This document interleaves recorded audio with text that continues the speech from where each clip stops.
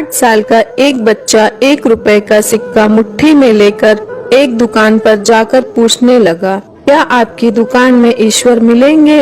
दुकानदार ने यह बात सुनकर सिक्का नीचे फेंक दिया और बच्चे को निकाल दिया। बच्चा पास की दुकान में जाकर 1 रुपए का सिक्का लेकर चुपचाप खड़ा रहा।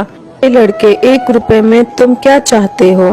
मुझे ईश्वर चाहिए, आपकी दुकान में है। दूसरे दुकानदार ने भी भगा दिया, लेकिन अब उस अबोध बालक ने हार नहीं मानी। एक दुकान से दूसरी दुकान, दूसरी से तीसरी, ऐसा करते करते कुल 40 दुकानों में चक्कर काटने के बाद एक बूढ़े दुकानदार के पास पहुंचा। उस बूढ़े दुकानदार ने पूछा, तुम ईश्वर को क्यों खरीदना चाहते हो? क्या करोगे ईश्वर लेकर? पहली बार एक दुकानदार के मुंह से यह प्रश्न सुनकर बच्चे के चेहरे पर आशा की किरणें लहराईं। लगता है कि इसी दुकान पर ही ईश्वर मिलेंगे। बच्चे ने बड़े उत्साह से उत्तर दिया, इस दुनिया में माँ के अलावा मेरा कोई नहीं है। मेरी माँ दिन भर काम करके मेरे लिए खाना लाती है। मेरी माँ अब अस्पताल में है। अगर मेरी माँ मर गई तो मुझे कौन खिलाएगा?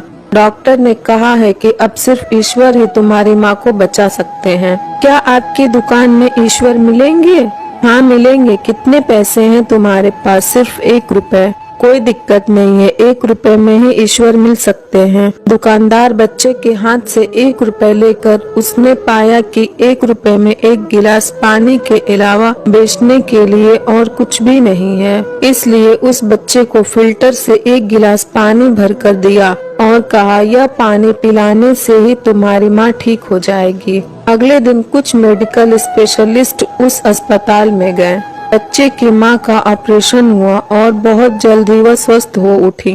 डिस्चार्ज के कागज पर अस्पताल का बिल देखकर उस महिला के होश उड़ गए।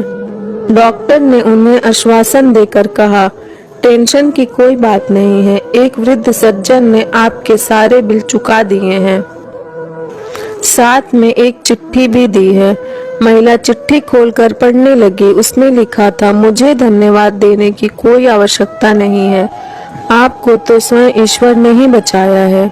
मैं तो सिर्फ एक जरिया हूँ। यदि आप धन्यवाद देना ही चाहती हैं तो अपने अबोध बच्चे को दीजिए, जो सिर्फ 1 रुपए लेकर नासमझों की तरह ईश्वर को ढूंढने निकल पड़ा। उसके मन में यह दृढ़ विश्वास था कि एकमात्र ईश्वर ही आपको बचा सकते हैं। विश्वास इसी को ही कहते हैं। ईश्वर को ढूंढने के लिए करोड़ों रुपए दान करने की जरूरत नहीं होती।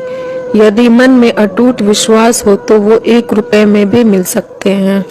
ये स्टोरी आपको अच्छी लगी हो तो हमारे वीडियो को लाइक करें और नए हैं तो हमारे चैनल को भी सब्सक्राइब करें।